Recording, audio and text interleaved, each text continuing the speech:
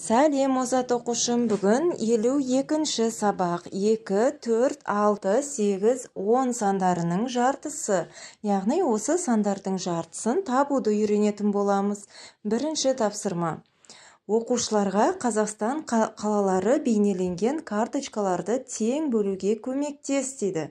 Мұнда барлығы неше карточка екен? Ең жоғарғысында 4 карточка, оның астында 3, оның астында тағы да 3 орналасқан. 4-ке 3-ті қосамыз 7, оған 3-ті қоссақ 10 екен, Енді осыларды тең бөлейік. Міне, ең жоғарыдағы 4 картаны тең бөлеміз. 2, 2-ден кетті.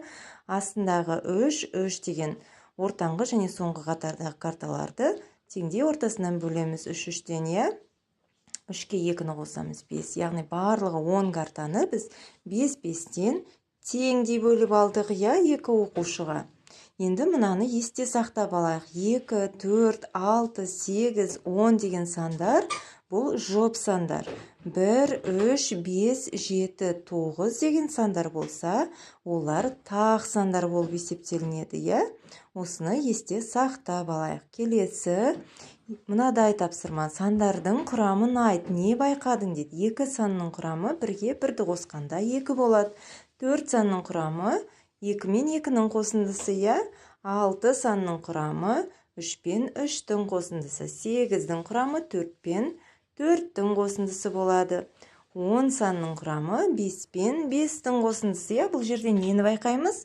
2 бірдей сандардың қосындысы осы берілген сандардың құрамы болып тұр, Яғни әр санды, мына жоғарыдағы 2-ні теңде 2-ге бөлдік. 1 болып шықты. 4-ті 2-ге бөлсек, 2-ден шықты. 6-ны теңде 2-ге бөліп алсақ, 3-ден шықты. 8-ді 2-ге бөліп алсақ, 4-ден болады екен, 10-ды да 2-ге бөліп алсақ, 5 5-ден болады екен. Мысалы, 10 теңге бар. 2 5 теңгенің қосындысы 10 теңгені құрайды, Мынаны сақтап алайық, жаңағы айтып кеткенді. 2, 4, 6, 8, 10 деген сандар, бұлар жұп сандар. 1, 3, 5, 7, 9 сандары, бұлар тақ сандар, Келесі, екінші тапсырма. Математика күнделікті өмірде балалар Қазақстан қалаларының суретін салды. Олар әр түсті бояу құйылған құтыларды қалай теңдей бөліп алады дейді. Жоғарыда тұрған көк түсті бояу бар құтыларды 6 екен саны, оны теңдей 3-3-тен бөліп алды. Жасыл түстілерден бізде 8 екен, оны теңдей 4-4-тен бөліп алады. Оның астындағы қызыл түстілерден барлығы 10 екен. Оны біз 5-5-тен бөліп береміз, балалар солай 5-5-тен бөліп алады 10 деген қызыл құтыдағы краскаларды. Мінекей осылай біз әр түсті бояулар құйылған құтыларды балаларға қалай теңдеу бөліп алу керектігін есептеп, көрсетіп біліп алдық. Келесі, үшінші тапсырма. Есепте дейді. 100-ден 20-ны азайтамыз. 80 болды. 100-ден 30-ды азайтсақ, 70 қалады екен. 90-нан 30-ды аламыз. 60 болды. 70-ке 20-ны қоссақ, 90 қалды. 90 болды, 70 пен 20-ның қосындысы. 60-қа 10-ды қосамыз. 70, 80-ге 10-ды қоссақ, 90, 40-қа 50-ді қосамыз. 90 болды. 80-нен 60-ды азайтсақ, 20 қалады. Егерде бұндайды есептеуді қиналсаң, мысалы, жанындағы 1 нөлді алып тастасаң болады. 90-нан 30-ды аламыз деген, 9-дан 3-ді аламыз деп. 6, соның жанынан 0-ді қоя саламыз, жаңа алып салған нөлімізді. Сонда 60 болды. 70-ке 20-ны қосамыз, 7-ге 2-ні қосып аламыз. 9 болады, жаңа алып салған нөліміз жанына қойсақ, 90 болады, Осылай да оңай түрде есептеп біліп алсақ болады екен. Келесі, 4-ші тапсырма. Сен зерттеушісің.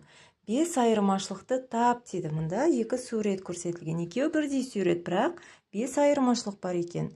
Бірінші айырмашылық жоғарыдан қарасақ, бұлттар екен, Бірінші суретте 2 бұлт қана көрсетілген, екінші суретте 3 бұлт көрсетілген. Одан кейін домалақ мекеме, ең астыңғы жағында домалақ аппақ мекеме тұр, ол терезесімен, екінші суретте аппақ, бірақ терезесі жоқ, көк сызықпен көрсетілген. Одан кейін үшінші, мына вышка дейді ғой, ұзын қызыл болып тұр бірінші суретте. Екінші суретте аппақ, бірақ қызыл ала Жолақтар мен екен. 3 айырмашылықты таптық. Енді 4-ші айырмашылық қайсы деп ойлайсың? Үйлер, иә, 4-ші айырмашылық. Бірінші суретте сары көп қабатты үй бар, екіншісінде жоқ. Тағы да бір айырмашылық. Ол да үй екен, иә. Екінші суретте көк үй тұр, көп қабатты. Ал бірінші суретте ондай үй көрсетілмеген, иә. Мінекей озат оқушым, біздің бүгінгі сабақ осымен аяқталды. Каналға тіркелмеген болсаң, тіркеліп ала ғой. Сұрақтарың болса, комментарий бөліміне жаза кет. Келесі сабаққа дейін. Сау бол озат оқушым.